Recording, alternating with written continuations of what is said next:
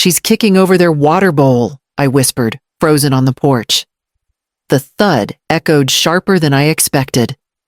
Hollis stood in the middle of my Goose Yard designer boots, sunk into mud, scowling at Maple like he was some kind of pest instead of the oldest gander on the farm.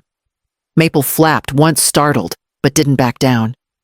You either sell them, or we stop coming. They're filthy, she said, brushing her coat sleeve like feathers might have touched it. Jacob adjusted his sunglasses. Didn't say a word. Not to me, not to her, not even to the geese that now huddled in confusion near the far fence. I hadn't invited them. Hollis had texted that morning. Might drop by. Jacob wants to see the place. No, may we no asking. Just showed up same as always, acting like they owned it. They didn't. I held a carton of fresh eggs against my hip, still warm from the morning walk. My heart thudded beneath my sweater. I didn't move, didn't raise my voice. I just watched her toss out demands like she was placing an order at some drive-thru. The noise, the mess, the smell she added ticking off her fingers like I needed a list. It's not normal, Marla. Honestly, it's embarrassing. They're not pets, she went on. They're mine, I said, quietly. The words came out steadier than I felt. She didn't hear me, or chose not to. Jacob turned toward the truck and leaned on the open door like he had somewhere better to be. Maybe he did. Maple honked once low and gravelly. He waddled forward, eyes locked on Hollis. She narrowed hers right back. I swear, if that thing touches me, I'll call animal control. No one laughed, not even Jacob. She stomped across the yard, wiped her boots on the porch rug I made last winter, and disappeared inside like nothing had happened. I walked over, knelt beside the overturned water pan, and set it upright. Maple stood beside me silent.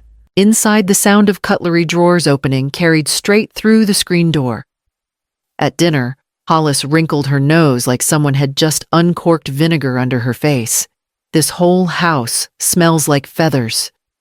She said it while fanning her napkin dramatically seated at the table I'd polished that morning beneath the light fixture Jacob helped me install. Back in Odo 2, she hadn't touched the bread I made, still warm, brushed with butter and cracked sea salt. Jacob didn't look up, just kept spooning the soup I'd simmered all day. Don't you think your mom should modernize this place? Hollis asked him, voice syrupy eyes too wide. He stirred the bowl. Maybe just scale back. Scale back. I didn't ask what that meant. I didn't need to. I looked around at the wood-paneled walls, the small vase of wildflowers, the geese print quilt still draped on the couch. Nothing here was grand. Just familiar. Mine.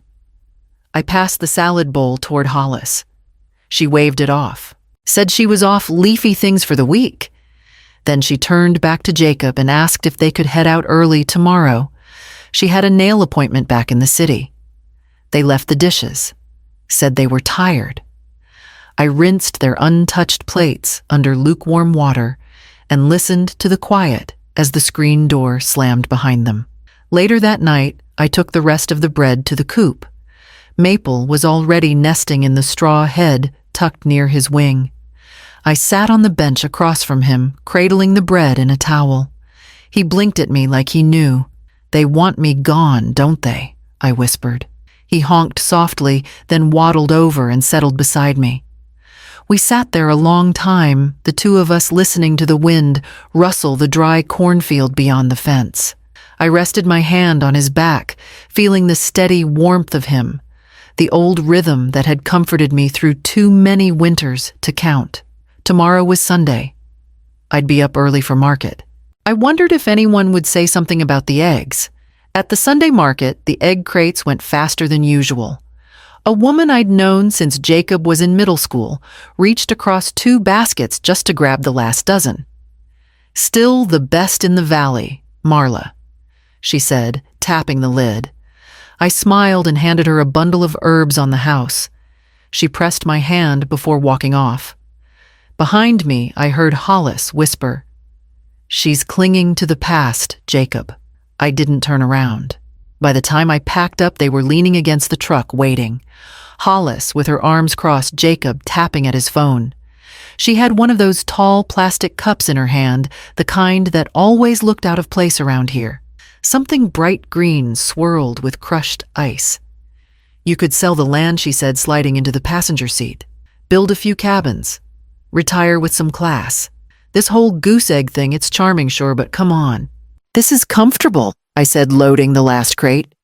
She laughed. Not kindly. Just enough to let me know how ridiculous she thought that was. Later that afternoon, back at the farm, she followed me into the yard while I refilled the water pans. Maple was already pacing the fence.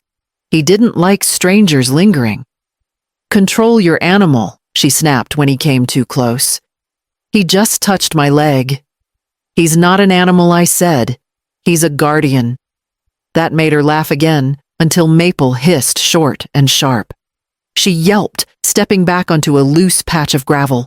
Her purse slipped from her arm and hit the dirt with a soft thud. Jacob came out from the house just then. Everything okay? She bent to grab the bag, shaking off the dust like it had offended her. Fine, she muttered. But Maple stayed where he was, head lowered, watching her closely. Inside the bag, something glossy caught the sun for half a second. Then it vanished. I didn't say anything. Just reached for the garden hose and began washing the dust from my boots. The next morning they were back in the yard. Jacob claimed they forgot a charger. Hollis lingered too long near the fence watching the geese. Maple watched her right back. She shifted her purse to her other shoulder. That's when Maple stepped forward and nudged it with his beak, just a nudge, but enough. The bag tipped, slid across the gravel, and flipped open. Papers fanned out across the ground, crisp, colorful, far too glossy for anything casual. A bright orange folder, a green binder clip, and 3 real estate flyers with shiny renderings of manicured driveways and open concept patios. I bent down out of habit. I didn't even register what I was seeing until the words stared back. Harlan Acres. Proposed site, luxury retreat. Harlan. My name. My land. She snatched the paper from my hand before I could read further. Just an idea, she said, her voice bright too high. Nothing decided. She scooped the rest of the pages into her bag, like leaves she didn't want anyone to see. Then she smiled, tight-lipped, shaky. We were just brainstorming. You know, vision boarding. Jacob didn't say a word. He was already halfway to the truck. They left with Maple standing like a statue near the gate. That evening, I walked out to check the mail. Bills, a coupon pack, and 1 thick envelope with no return address. The flap was tucked, but not sealed. Inside was a brochure, thick, heavy stock paper, like the kind handed out at investor breakfasts. Across the top in gold lettering, Harlan Acres, Legacy Living in the Hudson Valley. Right in the center, a rendering of a paved road curving through green lawns. In the corner, a photo, my land, my coop. My geese blurred behind a fake garden bed and a smiling couple in hiking boots. I carried it inside without a word and laid it flat on the kitchen table. The name in the corner said Marwood Realty Group, but I recognized the font from Hollis's marketing job. I turned it over, and there was a date listed. Opening projections spring 2026. I drove to town hall before sunrise, parked beside the delivery truck, and waited for the clerk to unlock the doors. She recognized me, nodded politely, and asked what I needed. My original deed, I said, and anything recently filed under my name. It didn't take long. A few taps on her keyboard and a short trip to the back. Looks like there was an attempted transfer last year, she said, flipping through the folder. But it wasn't finalized. Why not missing a signature? Yours. She tapped the page with a red nail. My name was printed neatly, but the line next to it was blank. Someone tried to file without you. My son, I said. And the words felt like ash. She paused. Do you want to file a block? I nodded. And I'd like a certified copy of the original deed. She handed it to me. I held it with both hands. 32 acres, 3 structures, 1 registered coop. My name printed alone. I also need the agricultural listing on my geese. Breed cotton patch. She raised her eyebrows, impressed. Heritage endangered. You've got protection rights, if they're registered. They are? I said. Since 2007. She printed the certification and handed it to me with a smile. Looks like you've got more legal weight than they expected. I walked out with a manila envelope under my arm and a tightness in my chest that wasn't fear this time. It was something sturdier. At home, I pulled the tin of old baking supplies from under the sink, flour long gone, only rusted cookie cutters left. I slipped the deed and certification beneath them and slid the tin back into place. Then I stood at the window and watched Maple patrol the fence line. He paused every so often to peck at the grass head, bobbing like he knew they'd come back. Hollis wouldn't let a project die easy, but now I had more than instinct and suspicion.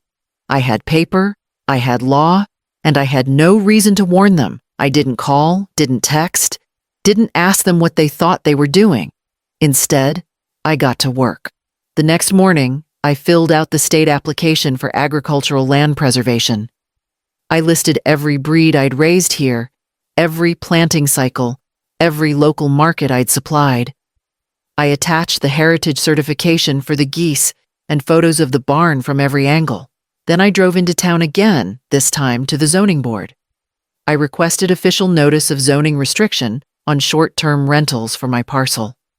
Just a small check mark on a form, but enough to block any investor dreaming of lakefront glamping. I filed for historical status for the old barn. It had stood for 90 years, rebuilt twice after storms with beams still hand-sawed from the first frame. I included photos of my father hammering its roof in 1964. I left nothing to chance. A week later, Jacob came by without Hollis. He didn't look like a man checking in, more like someone sent ahead. He sat on the porch steps while I watered the herbs near the coop. "Mom," he said finally, "can we talk?" I waited. "Maybe you could reconsider the goose thing. We could pay for fencing or, I don't know, a separate structure, so the animals don't get in the way of," he paused, "of future plans." I went inside, came back, and handed him a single page. A list of local ordinances, noise limits, zoning restrictions, agricultural protections, every one of them checked off in my favor. He looked up slowly. "You planned this?" "No," I said. "I protected it." He didn't respond, just folded the page and slid it into his coat like he might need it later. That night, I sat on the back steps with Maple beside me, watching the light fade behind the trees. The phone didn't ring. No angry follow-ups. No explanations. But I knew silence like this. It was the kind that came before something broke. They didn't warn me they were coming. I only knew someone unfamiliar had arrived when a black SUV pulled up and parked right in the gravel where I usually toss feed buckets. Jacob stepped out first, then Hollis, then a man in a crisp linen shirt and boots, so polished they reflected the sky. He surveyed the property like he was already imagining the fence torn down and a fire pit installed. This would make a killer glamping site, he said, hands on his hips. Maple was already pacing. The man stepped too close to the coop gate, latte in one hand, a folded map in the other. That one's testy, Jacob warned. But it was too late. Maple hissed and lunged, not a bite, just a jolt, and the man flinched hard. He stumbled back, arms flailing, and his paper cup flew. The coffee arced and landed squarely on Hollis's folder. She shrieked, pulling it to her chest, too late to save the papers inside. A large brown stain had soaked straight through the cover. The investor froze. "Was that? It's fine?" Hollis snapped, flipping the folder over to hide the mess. She tried to slide the papers back in, but something slipped out, curled paper, thick. A contract page. No official seal, no filing stamp. I bent and picked it up, just 2 fingers and a glance. Hollis reached out too fast. "You dropped something," I said, handing it over. Her cheeks flushed deep red. The investor pretended to admire a chicken wire fence. Jacob looked at the ground. "Sorry," the man mumbled. "Didn't mean to, scare the bird." "He wasn't scared," I said. "He was guarding what's his." The man took a half step back toward the car. They didn't stay long. No tour, no discussion. Just quiet looks and a few tight smiles, before they loaded into the SUV again and backed down my drive. I stood by the gate, Maple still beside me, watching them disappear between the trees. Inside, I poured the rest of the coffee-stained folder into the trash, along with the crumpled investor brochure they'd dropped beside the porch steps. He came after dark headlights flashing once through the kitchen window before shutting off. I didn't move, just kept wiping down the counter until I heard the knock. When I opened the door, Jacob stood there with his hands in his jacket pockets, like a boy again, trying to explain a broken window. "She told me it was for our future," he said quietly. "She told you wrong," I answered. He looked past me like he wanted to step inside but wasn't sure if he should. I didn't invite him in. I reached over to the table and grabbed the envelope I'd prepared days ago. Inside was a copy of the deed stamped and certified along with the official approval for the land preservation and the agricultural protections. I handed it to him. He didn't open it. "I figured you should have the facts," I said. He nodded slowly like he wasn't sure whether to say thank you or sorry. "And here's the part I added where you ask me for forgiveness." He flinched just barely, then looked at me like he might speak. But nothing came. "I didn't sign it," he murmured. "I just didn't stop her." "That's not the same thing." He opened his mouth again, but whatever words he had evaporated with the breath he let out. Then he turned and stepped off the porch. He didn't slam the truck door, didn't speed down the road, just drove away like someone who knew exactly how much damage had already been done. Maple honked softly from the side yard. He'd been standing near the coop, watching the whole time. I walked back into the kitchen, placed the kettle on the stove, and listened to the quiet stretch out again. On the table, beside a bundle of fresh herbs, sat the folder Hollis had dropped days before. I opened it one last time. The pages were still warped from coffee edges curling like old leaves. In the morning, I'd take them into town and let the clerk dispose of them properly. But for now, I just sat with the mess. The next week, I finished the fence myself. 3 new posts, fresh wire dug deep and steady. I didn't ask anyone for help. Didn't tell anyone I was doing it. I just went out with my gloves and the post hole digger and worked until the sun hit the tree line. When it was done, I walked the perimeter with Maple. He kept close, pausing at each corner like he was inspecting it for approval. No more surprise visitors, no more trucks pulling up without notice. The for sale sign near the road vanished one morning. Just gone, post and all. I didn't ask who took it. Hollis hadn't been back. Jacob hadn't called. And I didn't chase either of them. The brochures stopped coming. Maybe someone finally realized I wasn't a lead worth pursuing. I filed one last document at town hall. The woman behind the desk looked up as I handed her the envelope. Conservation Trust, I said.